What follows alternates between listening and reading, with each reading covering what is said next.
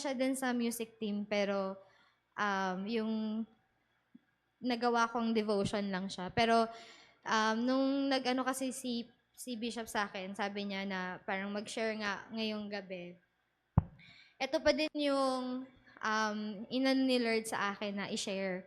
Pero this time, it's medyo mas, syempre, mas may maraming pointers siya and reminder sa atin. And ayun nga, why refined, di ba, for His glory? Kasi tayong mga Kristiyano, di ba, dumadaan tayo sa apoy.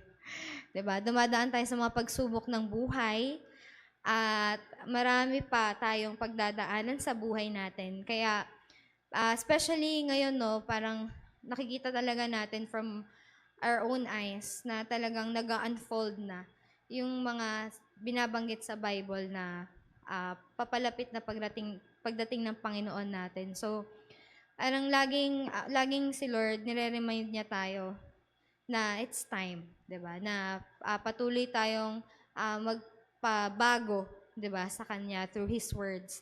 And syempre sa guidance din ni Holy Spirit. So yung verse po natin ngayon is yung sa Malakay chapter 3, verse 3. Sabi dito, feeling ko pa next na lang. Ay, hindi, sige. Ako na lang. Ay, ayan, sa Malakay 3, sabi dito, chapter 3, verse 3, He will sit like a refiner of silver, burning away the dross. He will purify the Levites, refining them like gold and silver, so that they may once again offer acceptable sacrifices to the Lord. 'Di ba? Ang focus natin diyan is si Lord as our refiner. 'Di ba? Fun fact talaga.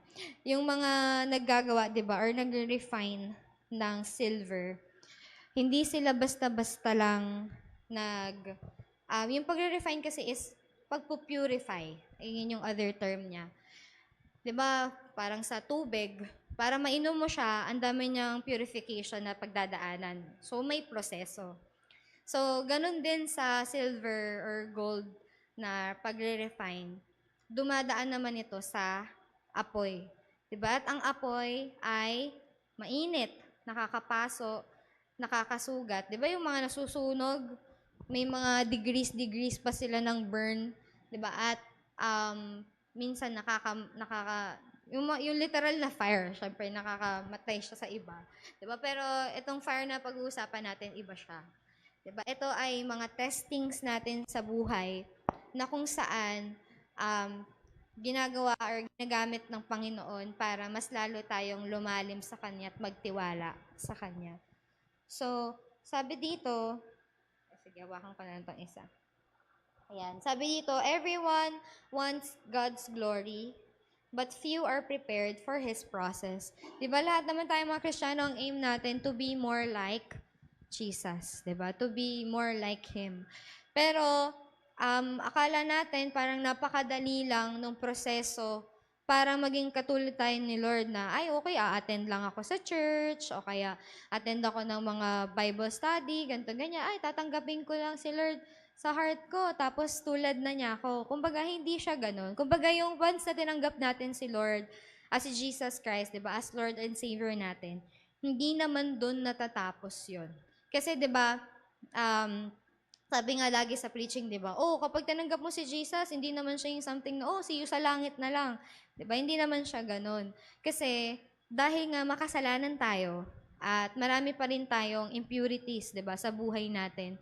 That's the time na si Lord ginagamit niya yung mga challenges sa buhay natin, 'di ba? To purify us, 'di ba? To be more like Him.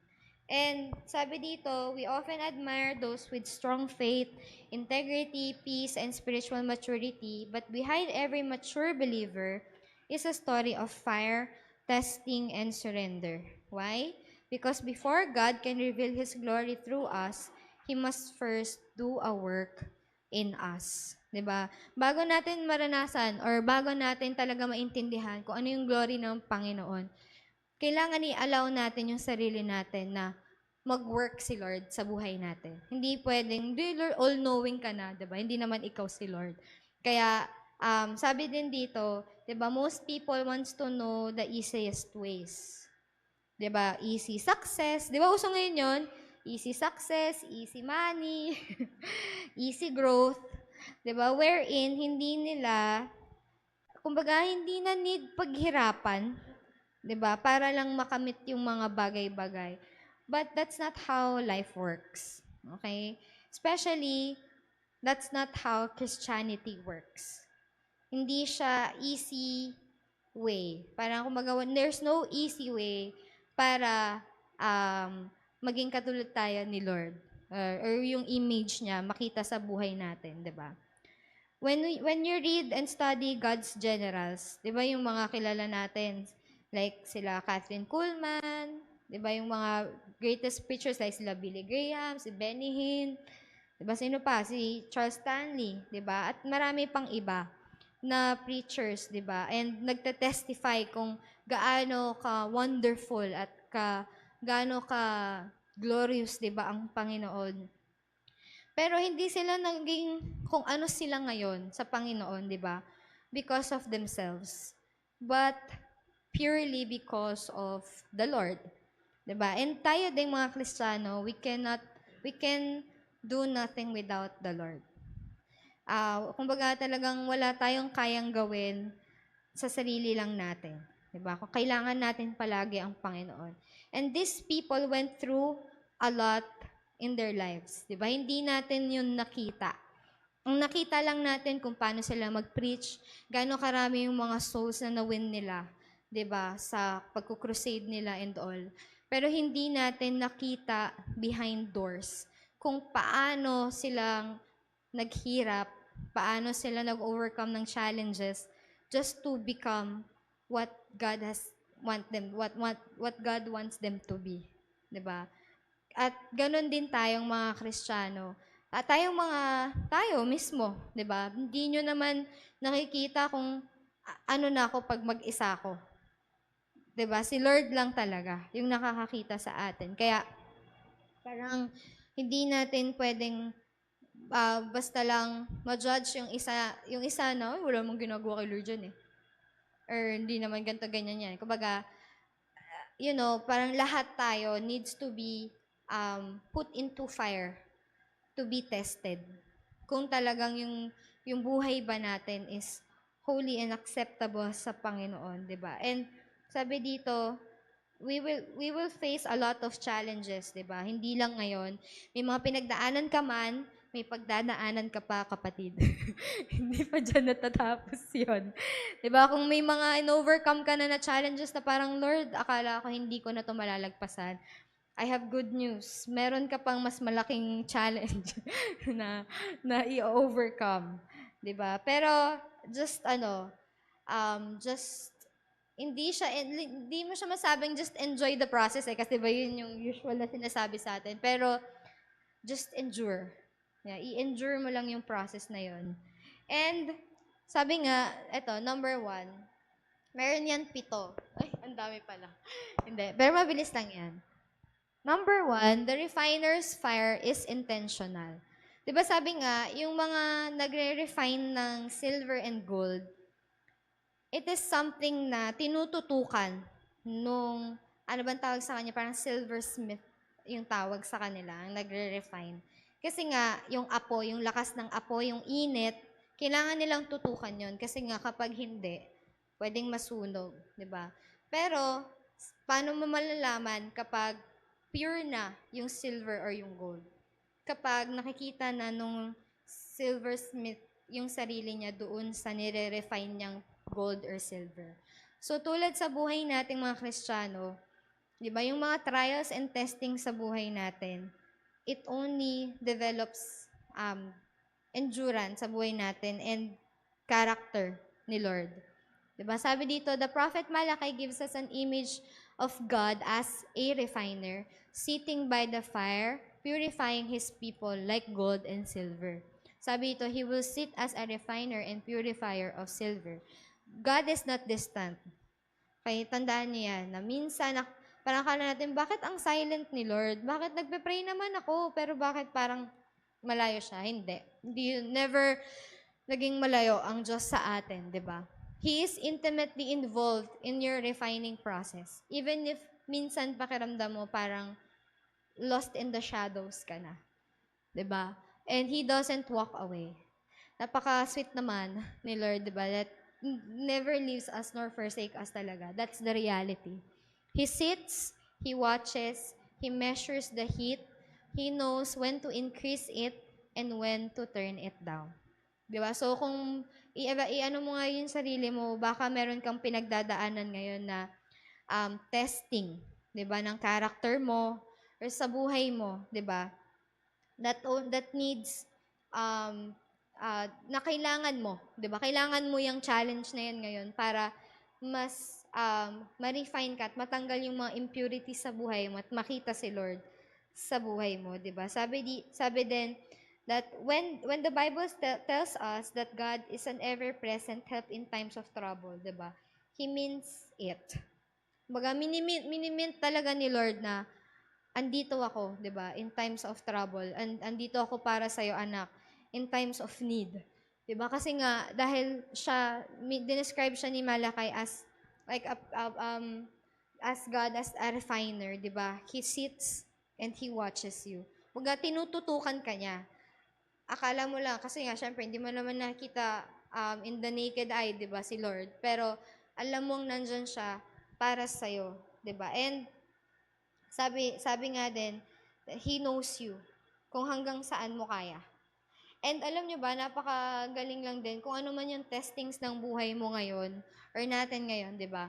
Ganyan ka pinagkakatiwalaan ni Lord. Kasi, di ba, sabi nga ng Panginoon, wala namang challenge, di ba? Biblically, sinabi naman ng Panginoon na wala kang kumbaga challenge sa buhay mo na hindi mo kayang lagpasan. Baga, or temptation na hindi mo kayang parang lusutan, di ba? Kasi nga, kumbaga si Lord, ganun kanya pinagkakatiwalaan. Alam niya na magtitiwala ka sa kanya. Amen? Ay, sorry Lord. Sorry Lord. Sorry po. Sorry po. Sorry po. Kasi makita ko inaantok na kayo eh. Ay, joke lang. Pero yun nga, praise God kasi may Diyos tayo na alam nating pinagkakatiwalaan din tayo. Diba na kung, for example, sobrang laki ng problema mo ngayon, di ba? Mas greater pa si Lord dyan. And ganyan ka pinagkakatiwalaan ni Lord. And, of course, number 2, why does God refine us? Bakit nga ba, kapatid?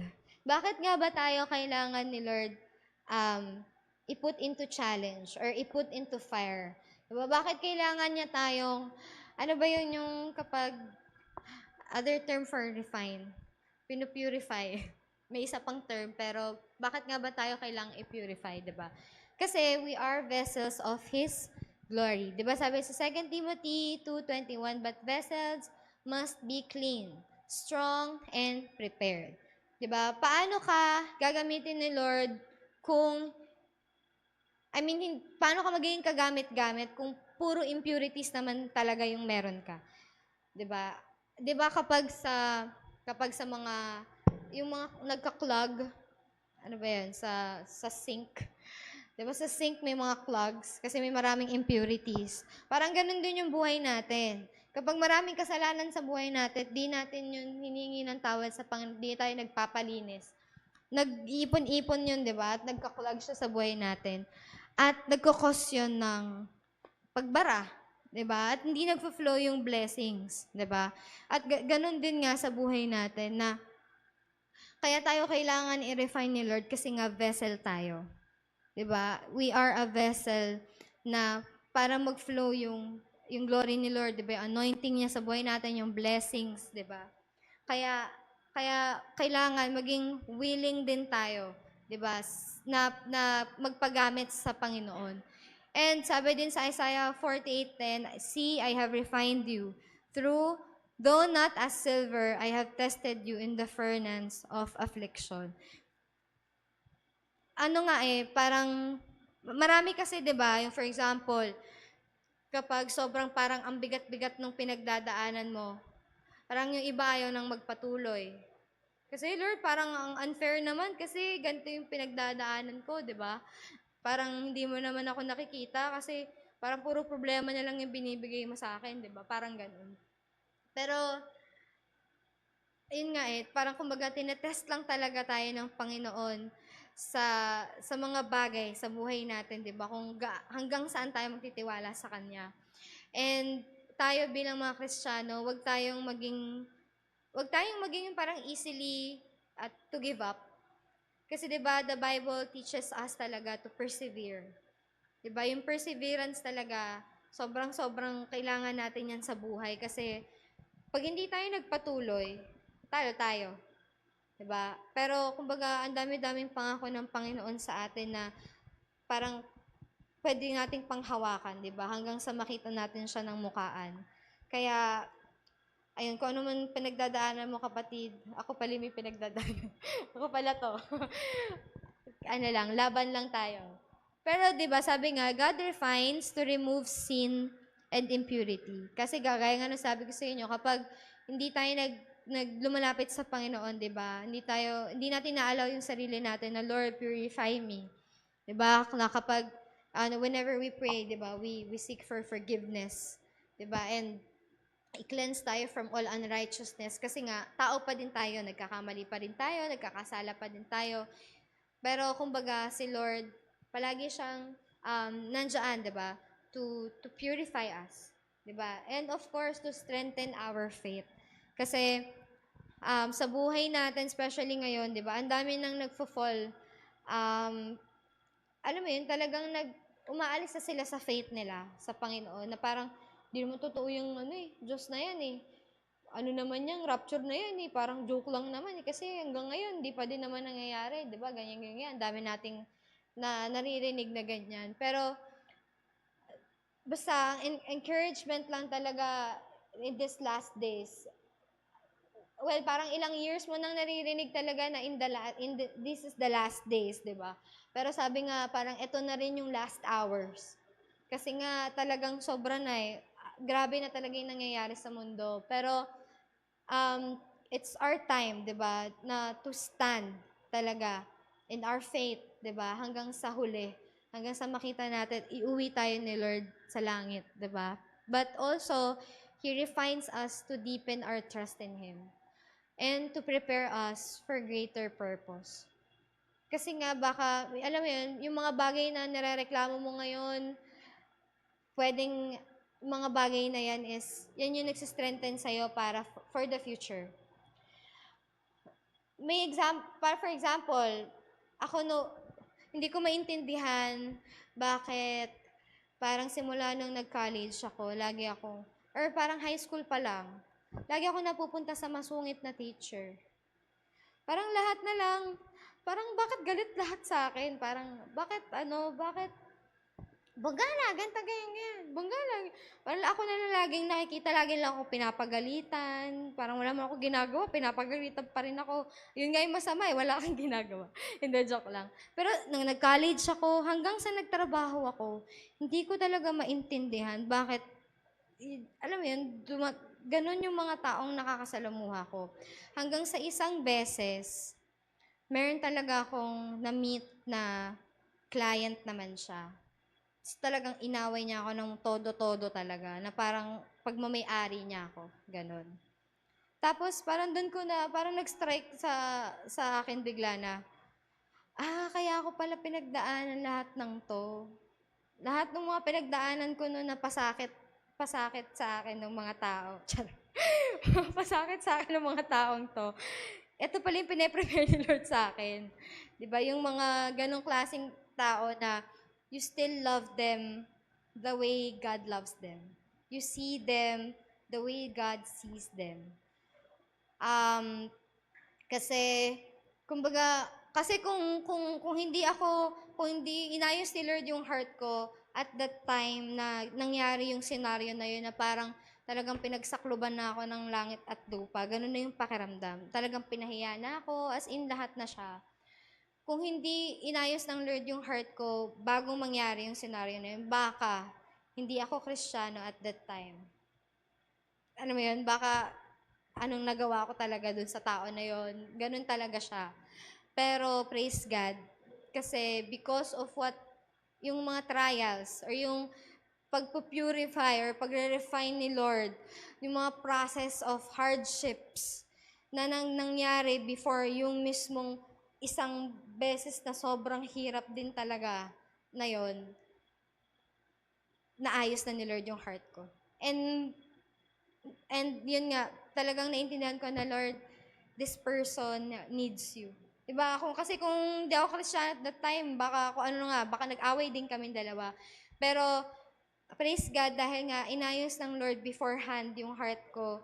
And I got, kumbaga, nag-gone through ako ng purification ng Panginoon bago mangyari yon. Ang nasabi ko na lang talaga, salamat Panginoon.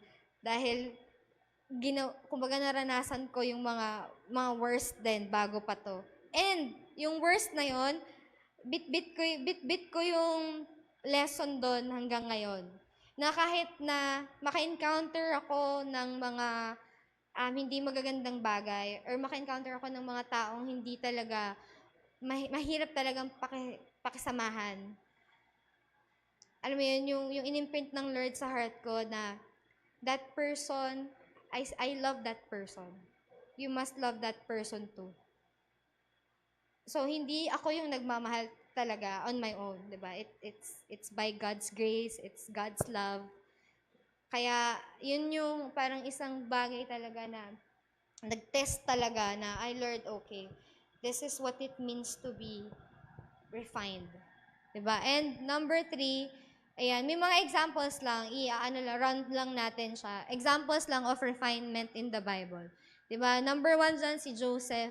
Si Joseph was betrayed by his brothers, thrown into prison, and forgotten, but God was refining him to be a ruler and savior of nations. Diba? Kung hindi nangyari yung mga sufferings niya, kasi parang makikita nyo yung kwento talaga, di ba, ni Joseph, kung paano siya pinagdiskitahan ng mga kapatid niya, tinapon sa balon, binenta, di ba, naging slave, at nakulong, di ba? Kung hindi nangyari, di ba, yung mga bagay na yun, hindi na-build yung character ni Joseph. Hindi siya naging ready to be a ruler, di ba, ng nation nila.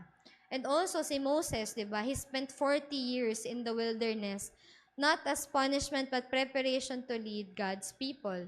Well, also, another way to din na si Moses, 'di ba? Yung dapat 40 days nila naging 40 years. Pero by God's grace, 'di ba? It developed a Christ-likeness, 'di ba, sa buhay niya that led to na nagamit siya, 'di ba, sa buhay ng mga Israelita. And also, si Peter. Si Peter denied Jesus 3 times, but Jesus refined him through failure and restored him to become a bold preacher and leader. 'Di ba? Alam talaga ng Panginoon na pagdadaanan natin yung mga pinagdadaanan natin ngayon. Kasi tulad nga ni Peter, 'di ba? Sinabi na sa kanya ni Jesus 'yon na, hindi, i-deny mo ako 3 times pa nga eh. 'Di ba? Alam na niya, alam na ng Panginoon. Pero alam din ng Panginoon na ma-overcome din yun ni Peter. 'Di ba? And magagamit si Peter, 'di ba, to preach at i-lead, 'di ba, sa Panginoon. And also si Jesus, greatest example, 'di ba? He was led by the Spirit into the wilderness to be tested. Alam natin yung testing ni Jesus sa wilderness, 'di ba? Pero lagi niyang sagot, 'di ba? Na lagi niyang sagot kay Satan that time is yung salita pa rin ng Panginoon, 'di ba? His public ministry began only after his refining in private. 'Di ba? Kaya hindi talaga tayong mga anak ng Diyos at tayong mga tao actually in privately marami tayong pinagdadaanan. Hindi naman lahat kaya nyong sabihin sa ibang tao na may pinagdadaanan ako. 'Di ba? Kahit nga yung mga greatest leaders, 'di ba? May pinagdadaanan din sila. And yung mga challenges na yon, ginagamit yun ni Lord para i-purify tayo, i-refine tayo to be like Him. 'Di ba? Because that's the main goal ng buhay natin. 'Di ba? To be more like Christ. And also, syempre, lesson doon, refined people carry real power, not just public platforms. Anyway, how do we know we're being refined? Ate, paano, sa mga lahat ng pinagdadaanan ko, paano ko ba masasabing testing to ni Lord? 'Di ba? Sabi dito, here are some signs. Signs talaga. You're in the fire.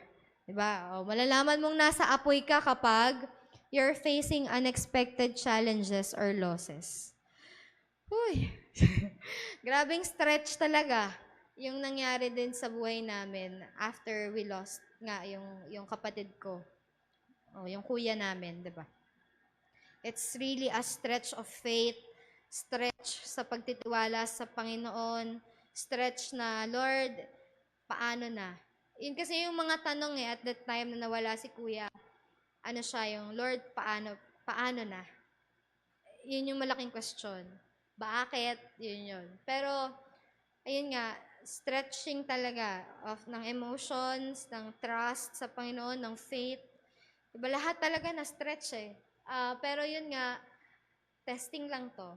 Ayan. So, you're seeing old habits, sins, or mindsets being exposed.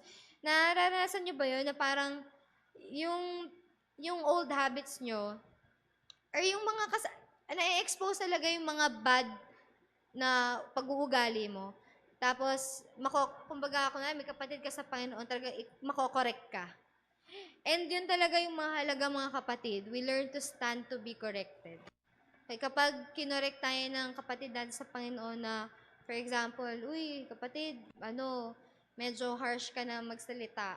Kumbaga, hindi na nag-glorify si Lord sa way mo magsalita or yung mga choice of words mo. Ayun, yung mga ganung bagay, 'di ba? We should learn to stand to be corrected because mahalaga siya sa buhay natin, 'di ba? For us to be refined and character building, 'di ba? Na makita yung Christ-likeness sa buhay natin. And also, you're being convicted to change, surrender, or grow. 'Di ba? Baka ngayon sa buhay nyo may mga bagay na bitaw na si Lord sa inyo, 'di ba? Evaluate nyo yung sarili nyo ngayon. Na Lord, may mga bagay ba sa buhay ko, tao, sitwasyon, kung anong mang bagay pa, 'di ba, na pinapag-give up mo sa akin, 'di ba, para mas magamit ako for your glory, 'di ba? Sabi dito, you're being asked by God to wait or be still. 'Di ba? May mga pagkakataon na atat nga tayo, pero si Lord, wait, stop there. Pause. 'Di ba? Rest in me. Huwag kang magmadali, 'di ba? Slow down. Mga ganun. You feel like God is silent but you are still drawn to Him. 'Di ba? May mga pagkakataon talaga na yun nga, akala nga natin, tahimik si Lord sa buhay natin. But it's a testing, 'di ba? Pero na dapat lalo, pag nararamdaman natin yun na parang, Lord, parang ang layo mo naman sa akin. Hindi malayo si Lord sa'yo. Just need to seek more, 'di ba, of Him. Seek and you shall find. Yun talaga siya. And sabi nga sa James 1, chapter 2, verse 2 to 4, consider it, dapat yan, it. Consider it pure joy whenever you face trials, typo, because the testing of your faith produces perseverance. Thank you, Lord. So that you may be mature and complete. Okay? Mature and complete. Hindi immature. Diba? We are tested to be matured. Kaya, mga kapatid, consider it pure joy. Diba? Because, after all, itong buhay na to, natawanan nyo na lang. Diba? Yung mga pinagdaanan nyo na akala nyo hindi nyo na malalagpasan. And, of course, our role in the refining process. Sabi nga, di ba, yung bagay na pagre-refine ni Lord, hindi naman to yung, okay, sige, na, i-refine kita. Pero, syempre, kailangan ikaw, as tinest ni Lord, mag-respond ka ng maayos. Di ba? Sabi nito, God doesn't force us, but we must cooperate with Him. Di ba? Hindi to one-sided lang. Reflection, ayan, check your heart. Am I living for God's glory or my own comfort? Diba? Yun yung mga questions to ask ourselves tonight. Na, ito bang buhay ko na to, Lord? Am I living this life for my own sake? or for your glory. Diba? And number 2, of course, embrace the process. What is God trying to remove or develop in my life? Diba? Evaluate niyo yung sarili niyo na, Lord, itong mga pinagdadaanan ko ngayon, ano dito? Diba? Anong tinuturo mo sa akin sa pinagdadaanan kong to? Diba? Ano ba yung kailangan kong i-give up at kailangan ko pang i-improve? Diba? And also, of course, we pursue holiness.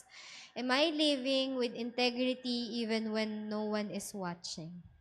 Kasi that's one parang main factor na we are really refined na kahit mag-isa lang tayo, you know that yung holiness ng Panginoon is in you. 'Di ba? Kasi nga, yung totoong ikaw daw ay hindi naman nakikita kapag may mga kasama ka. Nalalaman mo yun sa sarili mo kung sino ka talaga kapag mag-isa ka na lang. Okay? And, of course, yung surrender, am I trusting God in the fire or trying to escape it? Diba, may mga pagkakataon na challenges sa buhay natin na gusto na lang nating takasan. Na Lord, matapos lang talaga to. Pero, hindi. Talagang parang hindi ka may naranasan niyo ba yun? Yung parang hindi ka maalis-alis sa sitwasyon na yan. Andiyan ka pa din, parang ganun. Na tinatakasan mo siya, trying to escape ka, pero andun ka pa din, di ba? And kapag ganun na yung nangyayari, di ba, ang need na mag-change doon is yung heart and mind mo. Need to shift your focus, di ba? Am I looking at the problem or am I looking at the problem solver?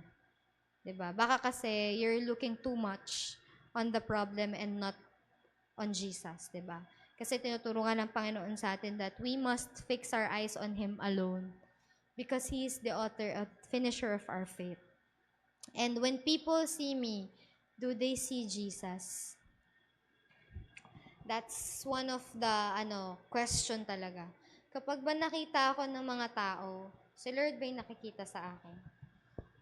Or yung mga gusto ko lang na bagay-bagay? Parang baka si Nathan lang nakikita sa kay Nathan, hindi na si Jesus. Alam mo yun?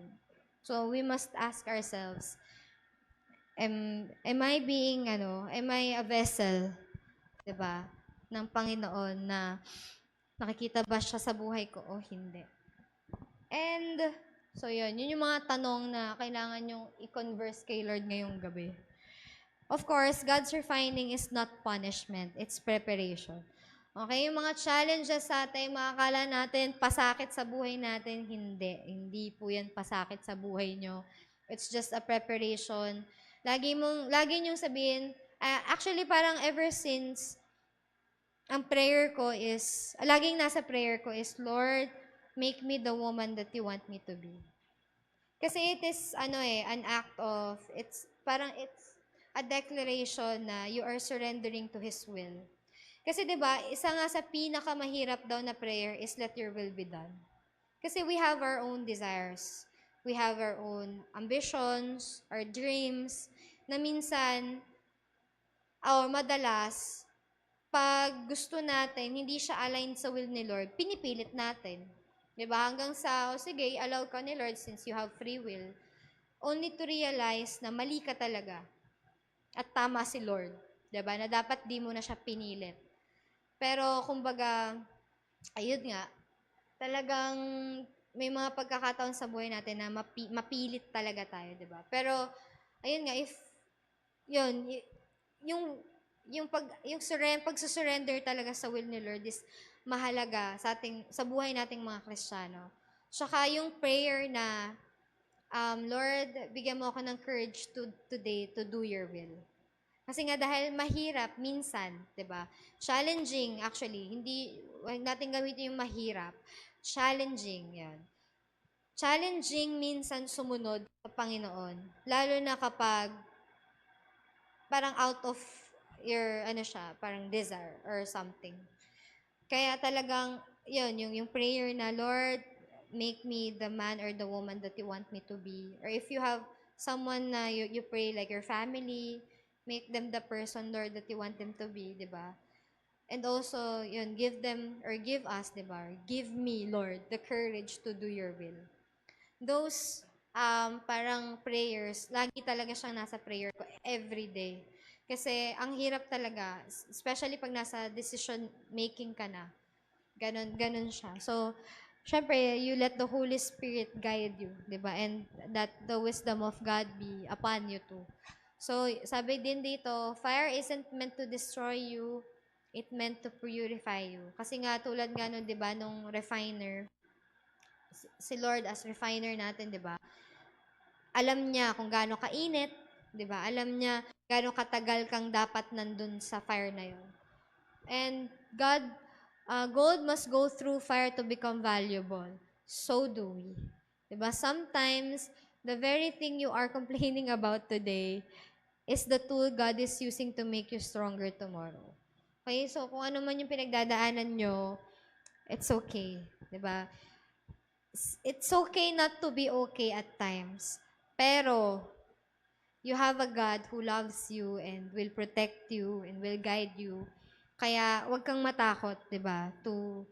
Parang to start over, or if you're going through fire, parang wag kang matakot na dumaan ka man sa apoy, 'di ba? Hindi ka masusunog kasi kasama mo ang Diyos. Na, okay. So, hi. Ayan, sabi dito, Romans 5:3-4, suffering produces perseverance, perseverance, character, and character, hope.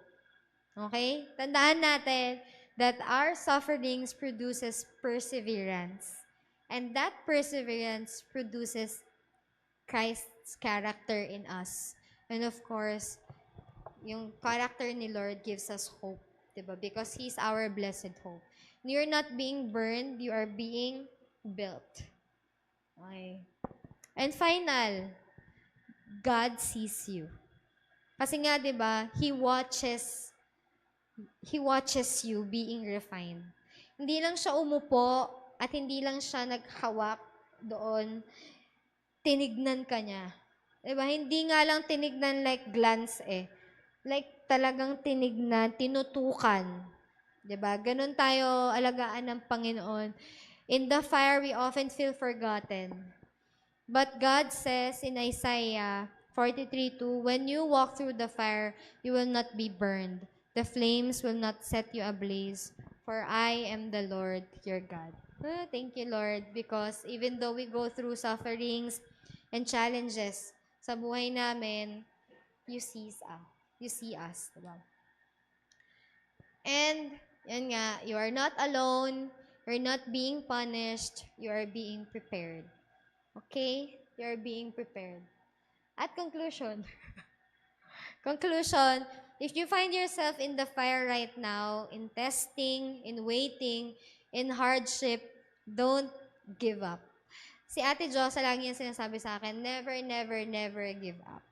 So, pinanghawakan ko rin talaga siya kasi kahit nauna siyang umuwi sa Panginoon, ang dami ko ng ate at kuya umuwi sa Panginoon. Pero never, never, never give up. Because that's life. Diba? We come and we go. Diba? Kaya talagang ang Panginoon lang nakakaalam ng buhay. Kaya even though we go through testings ng buhay natin, don't give up. Don't walk away. Okay? Wag niyong tatakasan yung pagtetest sa inyo.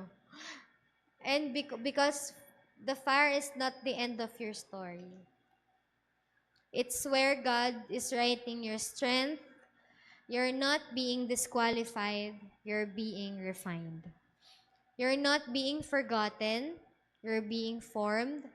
And the refiner, our loving Father, isn't pacing the floor nervously. He's sitting, watching, and caring. Okay? Yung paghawak ni Lord sa buhay natin, He as our refiner, He watches over us. Diba? He cares for us. And talagang hindi niya tayo iiwan kahit ano pang mangyari. Diba? Hanggang sa makita natin siya ng mukaan. And talagang itong buhay natin, lalo sa panahon ngayon, mahalaga na maintindihan natin, 'di ba? Kung yung pagre-refine ni Lord, yung mga challenges sa buhay natin, kailangan maintindihan natin that it is a character building sa buhay natin para mas makita si Lord at mag-glorify siya. Kasi nga, 'di ba, yung question kanina na when people see me, do they see Jesus? 'Di ba? And yung 'di ba meron yung WWJD, yung what would Jesus do? Whenever you do something, what would Jesus do?